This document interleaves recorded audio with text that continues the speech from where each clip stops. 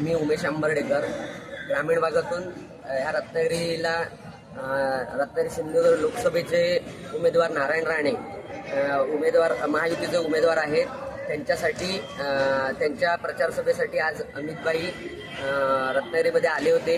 त्या सभेसाठी मी इथे आलो होतो आणि अमितभाई आल्यानंतर जो काय माहोल इथे मंडपात झाला तो पाहून सुमारे 25 ते 30 हजार उपस्थिती असावी आणि सर्वांनी उत्स्फूर्तपणे ह्या मेळाव्याला सहभागी झाले होते आणि एकजुटीने अमितभाईंचं स्वागत केलं।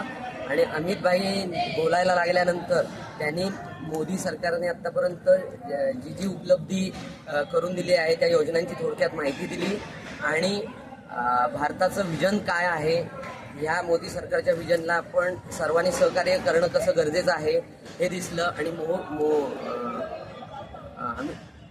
हे दिसलं। त्यामुळे हा सगळा माहोल पाहून जे विरोधक नॅरेटिव्ह पसरवत होते की आता 400 पार होणार नाही, मोदींना सत्ता परत मिळणार नाही, असं ते काय नॅरेटिव्ह पसरवलं जात आहे त्याच्या ही आजची विराट सभा पाहून तर 400 पार सहज शक्य आहे अशी आमची खात्री झालेली आहे आणि आम्ही